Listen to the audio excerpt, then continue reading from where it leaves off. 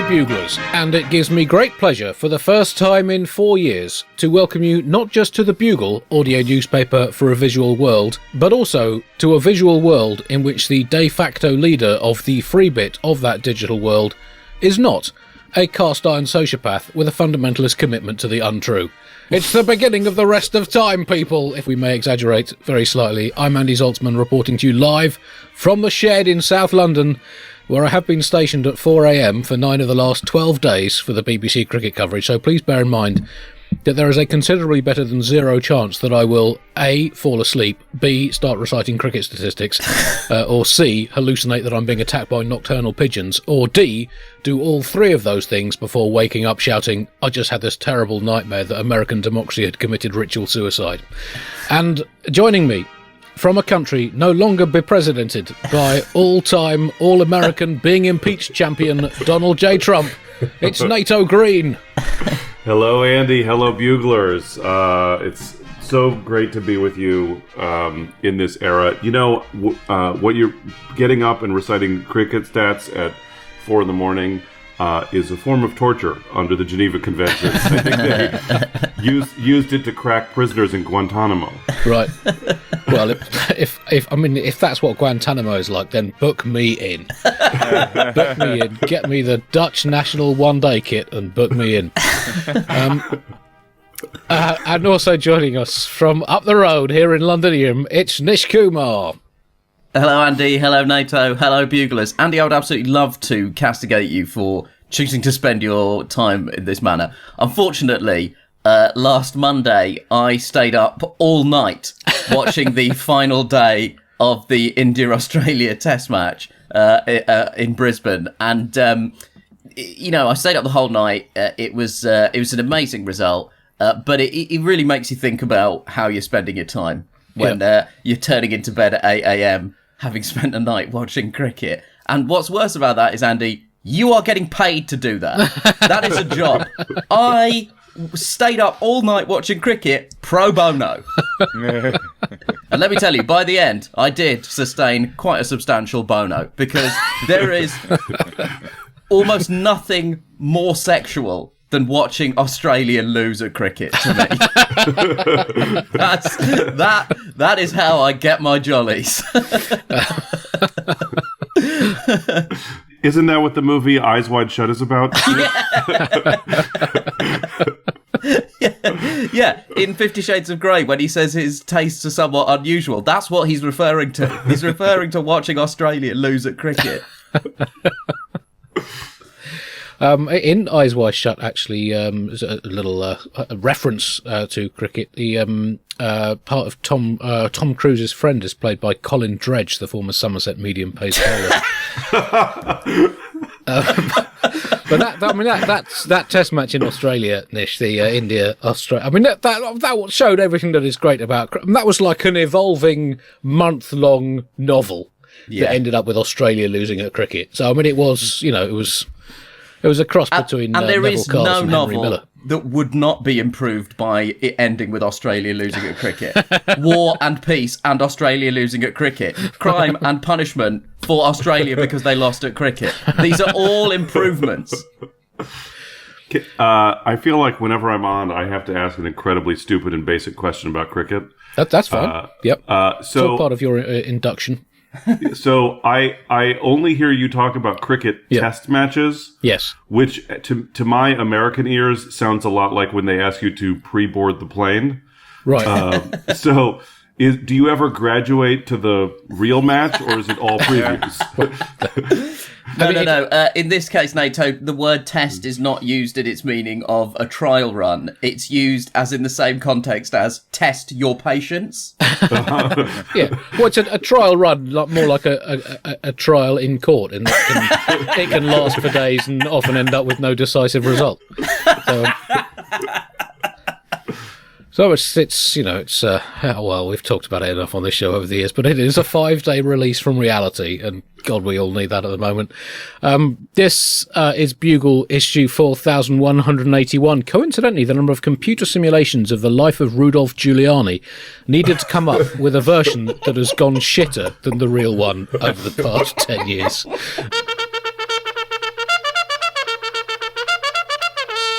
We are recording on the 25th of January 2021, meaning it is exactly 2,000 years since Jesus Christ got back from an extended month-long 21st birthday celebration in Magaluf and Ibiza, according to the recently published addendum to the Gospel according to St. Alvin. The birthday jaunt included the miracle of the tequila slammer, the parable of the peanuts and the shot glass, and the invention of dance music when Jesus managed to turn 2 3-minute songs into a 5-hour trance house marathon. It's also 150 years since the 25th of January 1871, when Elvis Presley faked his own birth, beginning a long tradition of faking his entry and exit into the living realm. No one noticed at the time, and the King of Rock and Roll quietly waited until 1935 before a second, more successful effort to fake his own birth. As always, a section of the Bugle is going straight in the bin. This week, gardening. We look at the latest trends in wireless plants, 3D shrubs and vegan mud, involving no worms, grubs, insects or bacteria. We ask shovel or hand grenade how to choose which garden implement to re-landscape your plot. And are dandelions triffids, an investigative feature examining whether if you leave dandelions to grow uncut for more than 20 years, they eventually turn into the fictitious mobile carnivorous plants that cause such havoc in John Wyndham's novel The Day of the Triffids. We also review the new album by the Hardy Perennials, a band who use only repeatedly flowering plants as instruments and write songs about window boxes using the words of novel-writing celebrity Thomas Hardy. Also in the bin, we have a film promo. There's a forthcoming tech reboot of a 1980s action movie, Hologrambo. And we give you now a free audio hologram of Sylvester Stallone. There we are. There he was asleep. Those sections in the bin. Top story this week. Joe Biden launches an ambitious bid for the most ridiculous retirement project ever undertaken by a 78-year-old man. It's... exciting times, NATO. Joe Biden, president number 46, counting the 2 Grover Clevelands. Now, I made a joke on the news quiz last week about how Biden had become the 45th adult to be president of the United States. And someone on Twitter pointed out that there have actually only been 45 different presidents because Grover Cleveland served twice. But actually, as all Americans know, the second of those 2 Grover Cleveland terms was served by a Grover Cleveland impersonator. So the joke stands. But who was also a baby, if history serves. Who was indeed a baby. This is a big thing to take on for a man of Biden's age. I remember when my granddad retired, he disappeared into his loft saying, "I may be some time." And he emerged 6 years later, having invented the Macarena, speaking fluent Sumerian and brandishing a giant mechanical terrapin with the words, "Don't ask." How do you think Biden is going to take this on at 78? Well, the thing, Andy, about where we are in the American story is that the bar could not possibly be set lower. So, at the moment, for what Biden needs to do. So, it's like it's been almost a week since the inauguration without any reporter having to utter the words in a flurry of 5 a.m. tweets lashing out at enemies.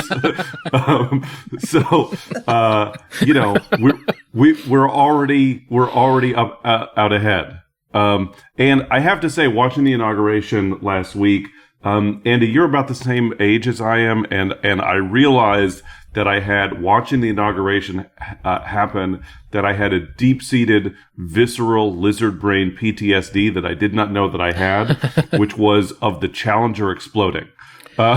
So I was on live television, which I was in elementary school at the time, and I watched the Challenger explode on live television. And I spent the entire day watching the inauguration, being afraid that some school teacher was about to die in a ball of fire. And then realizing that was not happening was a huge relief. You know how, sometimes you're in a place and there's an annoying noise and you're like, well, that's an annoying noise. And then the annoying noise stops and you realize that you've had a headache for 4 years. And then it stopped. It's so weird to be an American right now. People are walking around just calling each other, being like, I'm not terrified for for a few minutes. What does it feel like? Biden went on the news and said, we're in a national emergency and it's time we treated it like one. And when he said national emergency, he wasn't referring to reporters asking questions or the biggest infectious outbreak was women having ideas. Yes, I hate all politicians. Biden is shit. I already hate him. I'm gonna, Biden has done some good stuff this week, but also why are there still prisons? F him, you know what I mean? But when I think back on the last 4 years, on this day, 2017, I was protesting. On this day, 2018, I was living in Cuba. We didn't talk about that. On this day, 2019, I was protesting. On this day, 2020, I was protesting. On this day, 2021, just went for a walk. It's very weird. At the moment, I'm savoring it. One of the executive orders, let me just read you the text, directs the Department of Education and Health and Human Services to provide guidance for safely reopening and operating schools, childcare providers, and institutions of higher education. It's exciting. It's so exciting. It feels like, imagine that at the end of Avengers Endgame, there was a 30-minute scene of Bruce Banner quietly collating paperwork, and it was the most exciting part of the movie. Nish, the omens are good as the 46th president, of course, because England's 46th cricket captain, Len Hutton, was one of the most successful England captains of all time. So, it does look auspicious for Biden. And I've been slightly disappointed so far that he hasn't already started chiseling away at Mount Rushmore, not only with his own face, but also with the faces of the first 44 presidents, excluding the 4 who are already there, and 2 Grover Clevelands, just for the sake of having a giant Rushmore with all of them, apart from the recently departed Mr. Trump. Well, listen, I think Biden's address was ultimately a total fucking failure because he did not have the guts to do what he should have done, which is open the address by saying, well, that was fucking weird. I mean, what's the subtext, so to be fair? Fucking weird. Oh my God, it was weird. He's such a weird guy. And he was so weird. And the things he said were weird. And the things he did were weird. It was like NATO, I was watching it being like, oof, what is going to happen? Because, no offense to anyone on this call, I have no confidence in white people. And so I had no idea what one of these fucking white Al-Qaeda dickheads was going to try. Luckily, the biggest story appeared to be Bernie Sanders being sat down in a coat, which is that's a real win for everybody that was the biggest thing everyone was taking away. The biggest scandal appeared to be a moment when somebody in the background was filming on an iPad. And to those people, I say this, that is Kamala Harris's fault, and it's your fault for electing Kamala Harris. Because if you don't want someone filming an event on an iPad, you shouldn't have elected someone with South Asian family. That's what we do. That is what we do. It was great to see, so many of the figures from my childhood, be they Bill Clinton or J-Lo, who I consider both to be as equally influential on the development of the American project. J-Lo performed a song. She performed a bit of "This Land Is Your Land," which is a song written by Woody Guthrie. And Woody Guthrie really has not engaged with the current spirit of bipartisanship and cooperation in America, because Woody Guthrie was a folk singer who famously performed with a guitar that had the words, "This machine kills fascists" written on it. Now, come on, Woody. Where's your sense of cooperation? Why didn't your guitar say, "This machine seeks bipartisan cooperation with fascists"? Come on. So far, the big headline so far is that Biden has rejoined the Paris Agreement and the World Health Organization as part of a flurry of executive orders, including one meaning that the Sex and the City reboot will have to feature Samantha, or introduce a character with, and I believe this is the exact wording, a commensurate horn. So that'll be very exciting. And it's a Grisham novel, isn't it? The Commensurate. The Commensurate, yes, yeah. Look, it's becoming increasingly clear that the Biden administration is basically going to try and Elvis Presley / Vanilla Ice this shit. Okay? They're basically going to take some stuff a black guy did and just do it again in a way that offends fewer white people because the person doing it is white. I mean, it was because I've been reliving odd hours. I got a bit sleepy, NATO, during the inauguration. So I can't remember. Is it Lady Gaga who's now Secretary of State, or Jennifer Lopez? I couldn't follow the narrative of it. Lady Gaga is Secretary of Health and Human Services now. Oh, right, okay, good. I mean, actually, just minutes before we started recording, I don't know if you saw this, that the news came across that Biden had issued another executive order reversing Trump's ban on transgender people serving in the military, which was something that was an Obama-era policy that Trump undid because, and now Biden is bringing it back because he believes that transgender people deserve to die too. Yeah,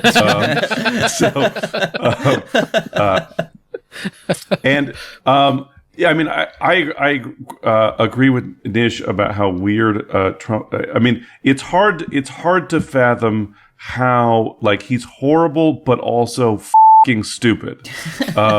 Like that, you know, there was a headline, I read it yesterday in The Guardian, that Trump is plotting his revenge on Republicans who wronged him.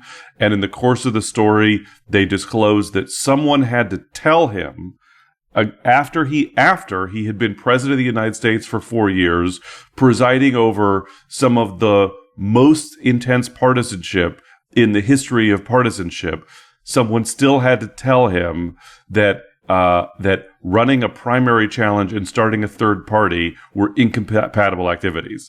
That you can't do both at the same time. He's a f***ing idiot. And for all of the Trump was a fascist talk, what's remarkable is how quickly he can be undone. Like, most of his enduring legacy is going to be right-wing judicial appointees, which is bad. And that's why there are now calls for Democrats to pack the courts tighter than a Mexico City bus at rush hour. But a lot of the bad stuff that he did was just these executive orders that Biden can undo them. Like, and he's just running down the list, undoing Trump executive orders. This weekend, my family, we drove somewhere and we got out of the car, and and my wife had been driving, and I looked at the car and I said, honey, it looks like you drove through poop and now there's poop all over the tires of the car. And she looked at me like I was an idiot, and she said, it's f***ing poop. These are tires. Poop rolls on, poop rolls off. And that is basically what's happening with Trump's contribution to American government. I mean, fundamentally, his first few days in office, all Joe Biden has done is just absolutely hammered the Control and Z keys on the Oval Office computer.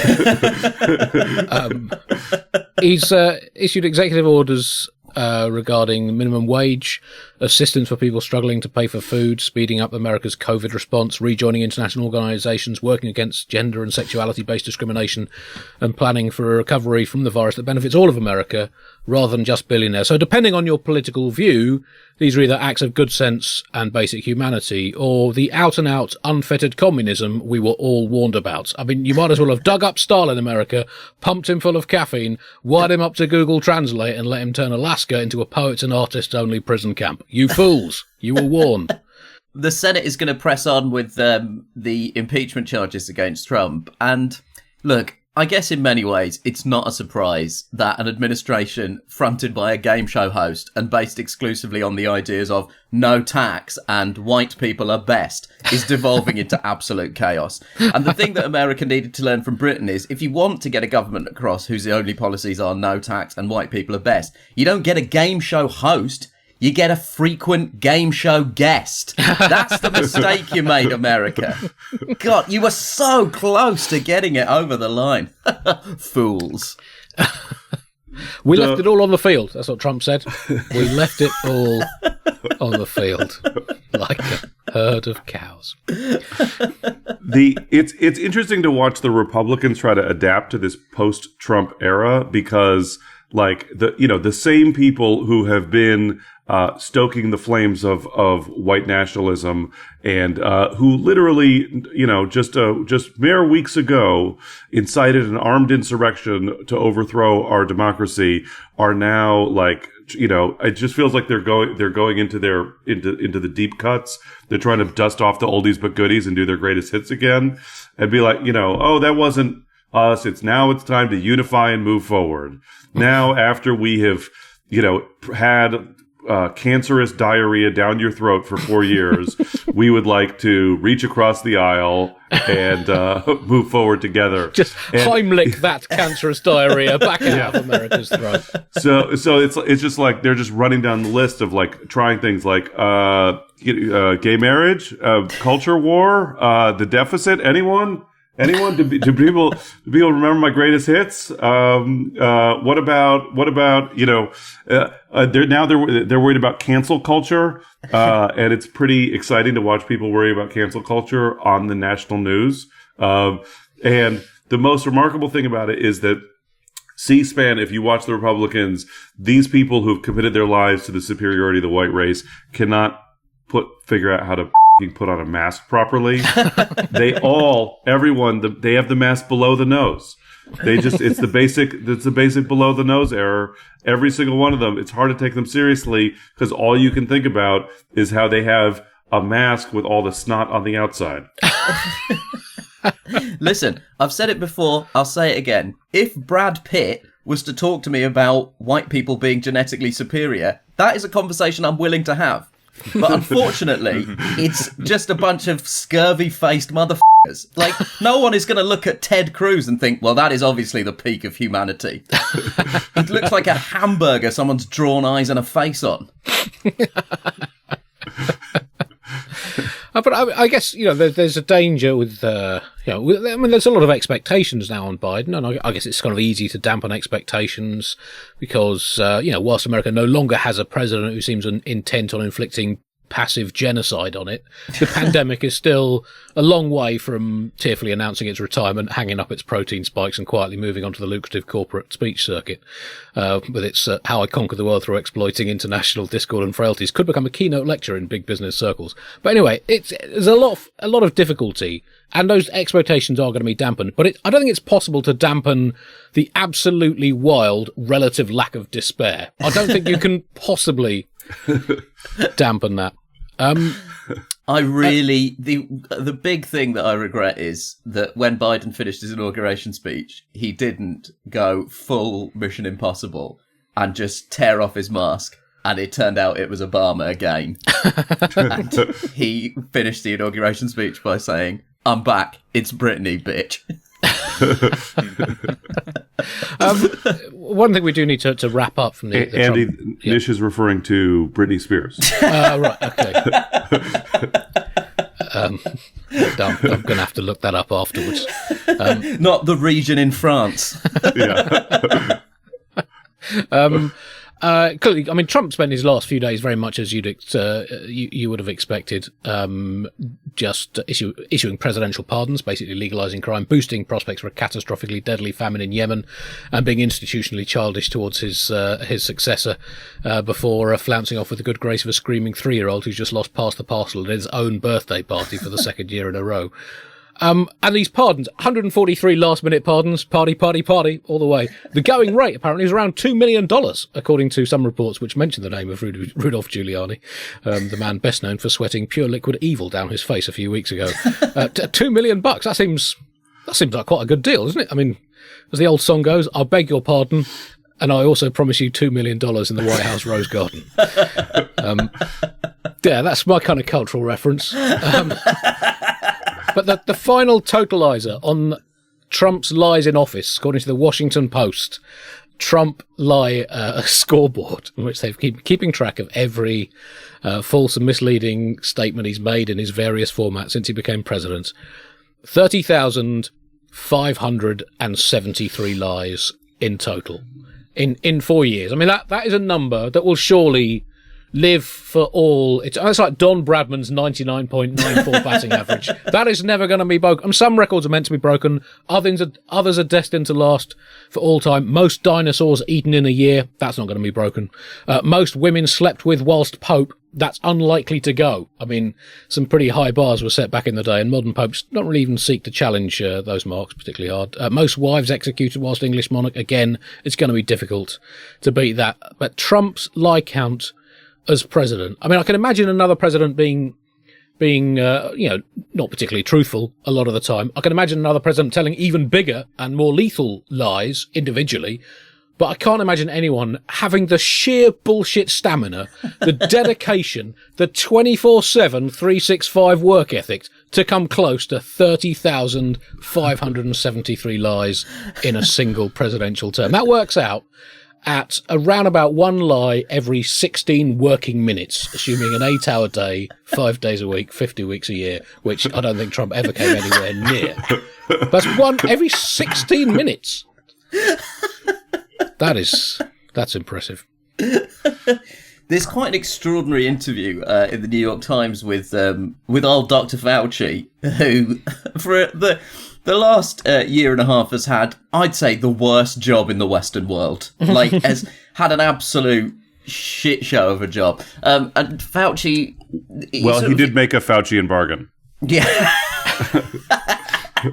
I'm sorry. I'll see myself out. I don't know if you've heard any of the other episodes of this podcast, Nato, but I believe you can see yourself very much in. He talks a lot about receiving death threats, how his family have been on the end of various threats because, and his sort of fractious at times relationship with the former president. And the last question of the interviewer says, do you think Donald Trump cost the country tens or hundreds of thousands of lives? And Fauci says, I can't comment on that. People always ask that, and making the direct connection that way, it becomes very damning. I just want to stay away from that. Sorry. And that's a diplomatic answer. But crucially, what he hasn't said there is, no, he didn't. Because the answer to that question, if you're Donald Trump, should very much be like the answer to the question, did you take a shit in my sink when you were around my house last time? And you want that answer to be absolutely not. Why would you even say that? But if somebody responds to that question with, I'd rather not comment, you definitely shat the sink.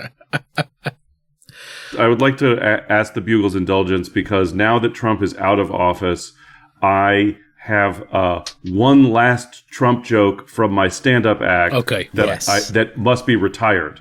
Yeah, great. This is like a f***ing Western. I love it. So I would like to deliver this joke for the last time. Okay. So I can fully expunge and extirpate the demons. And it is as follows. As I mentioned, my family and I, we lived in Cuba for a time during the Trump regime. And one day I was standing on the beach with my daughter, blonde, innocent, white sands, pristine turquoise water, looking out onto the horizon. And she turned to me, unprompted, apropos of nothing, and said, Daddy, you know the Cuban Revolution? And I said, yes.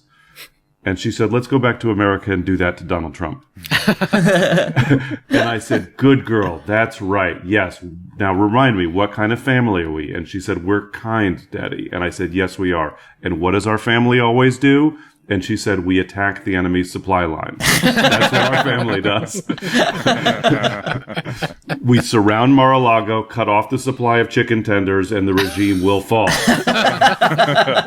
Sometimes they're jokes, and sometimes they're practical hints for revolution, and I need my audiences to leave the show knowing how to properly lay a siege.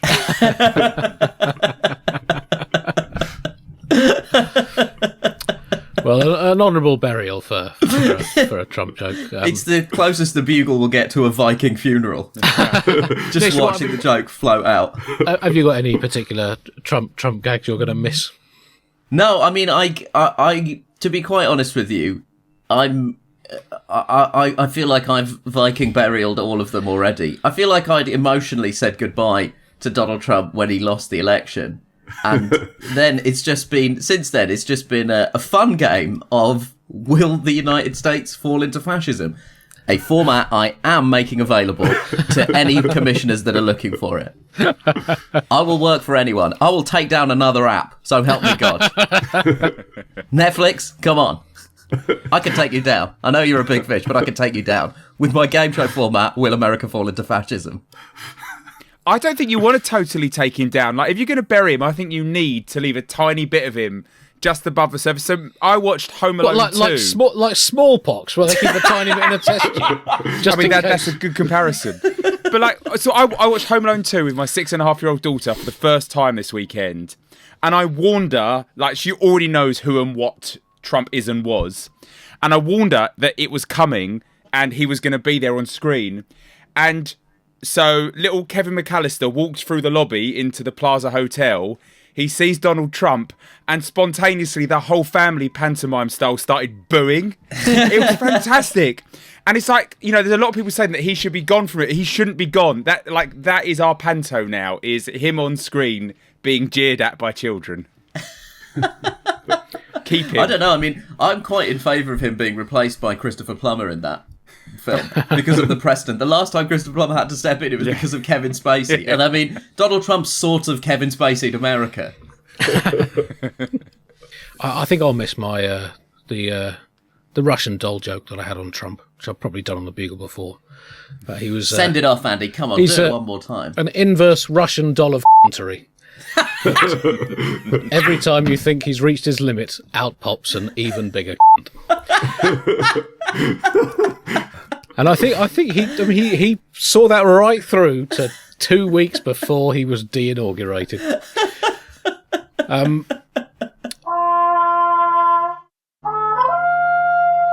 Let's move on to Californian politics, Nato. You are the Bugle's governor of California, QAnon, Proud Boys and anti-vax campaign correspondent rolled into one. So it's been a busy week for you. That's right. So California Democratic Governor Gavin Newsom is facing a recall challenge. And if you don't know him, enjoy yourself. He used to be mayor of San Francisco, so I've had to put up with his bullshit for 20 years.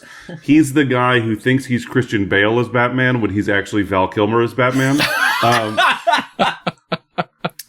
Before he was in politics, he owned a wine bar for men who wore sweater vests. And it was called Plump Jack, which I thought was slang for ejaculating from a flaccid penis.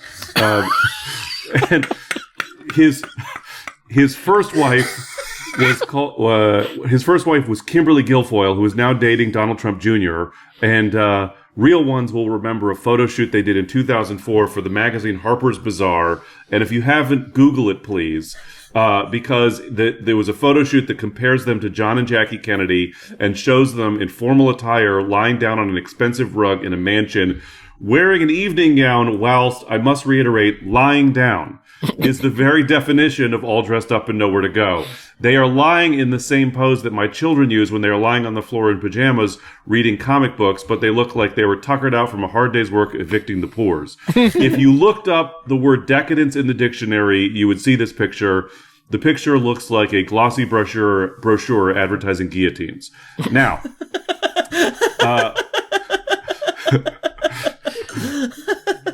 Newsom was handling the pandemic pretty well and just following the f***ing science. Is that so much to ask? Until he stopped. First, to slow the spread, he called for an overnight curfew, which was not the problem at all. The evidence is that the big spreaders are unmasked people indoors and traveling, not telling people they can't go out at night when all the night shit is closed anyway. A nighttime curfew to stop COVID is like telling me I'm not allowed to poop right after I finish pooping. So, and then on top of that, in November, he went around scolding people for gathering indoors without masks on and then proceeded to gather indoors without masks on. He attended a dinner party at a restaurant called French Laundry, which is neither French nor a laundry, but has, I think, 11 Michelin stars. It costs $350 American to eat there. I would love to eat there someday. And I would do it if I were the governor, and I could do it without remembering that possibly 200,000 residents of my state were on the cusp of facing eviction, and I had the power to do something and was choosing not to. But the poached medallion of yellowtail with whimsical sunchokes. The amuse-bouche. Is your bouche fully amused? Then your money back. How can I think about your stupid rent when there are truffles on everything? And by the way, like the approach to the COVID, managing COVID, like they changed the rules so quickly and arbitrarily, it feels like they're using a magic 8-ball. Like the numbers go up and we lock down, and the numbers go down for 10 seconds, and then we open up again. It's like they're trying to manage COVID using the rhythm method. And surprise, surprise, it's not working. Anyway, now Newsom is facing a recall campaign instigated by the Proud Boys and Republicans and QAnon anti-vaxxers. Not so much a who's who as a goof stew. Look, I couldn't be bothered to write a punchline to that. I felt like there was a better punchline there waiting for me. And listeners, if you know what that joke wanted to be, please feel free to email me at subcomandante.nato@thebuglepodcast.gov. American .gov? Oh, that's exciting. .gov. American comedy fans will recognize that joke writing technique as what we call kindlering in reference to the comedian Anley Kindler, where the punchline is that you couldn't be bothered to write a punchline. Anyway, the best part of the Newsom recall campaign is that the campaign is being managed by an eye patch wearing veteran political consultant named, I shit you not, Randy Economy. Which is something Trump hopes would take him to success in the presidential election, ironically, isn't it? Is it too on the nose for a Republican concerned about loss of commerce due to COVID restrictions to be named literally horny for the free market?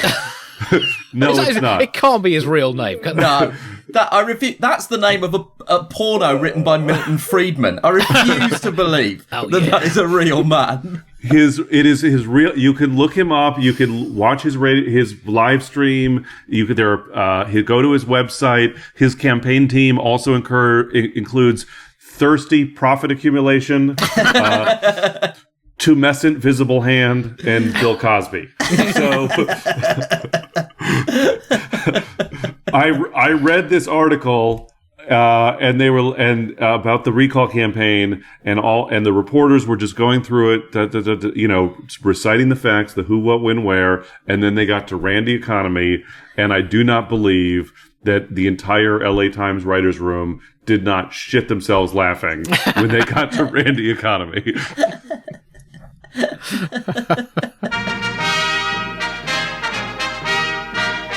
I'll just have a quick look through the latest Brexit food-related headlines. In the aftermath of Brexit, trading meat has become a nightmare, claim businesses. In the aftermath of Brexit, trading fish has become a nightmare, claim businesses.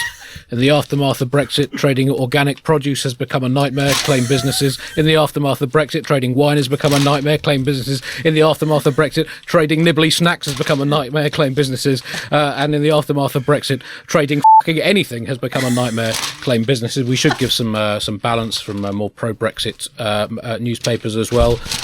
Bread legal again after Brexit overturns non-existent EU ban. Off and brew your own cider, Prime Minister tells UK wine merchants. Who needs food when you have freedom? Barks Raab.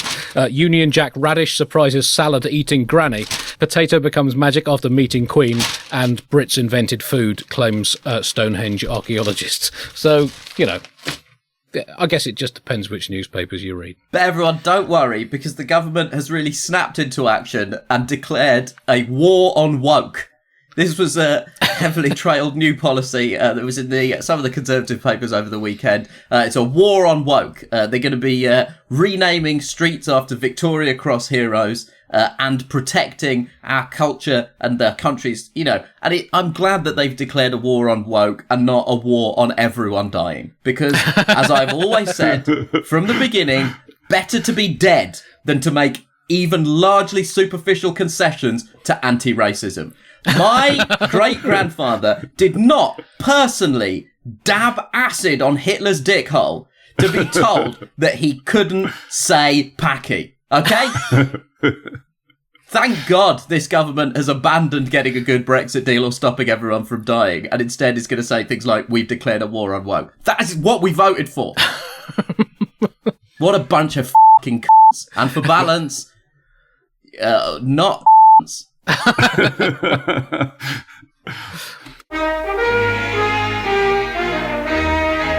Genocide news now, and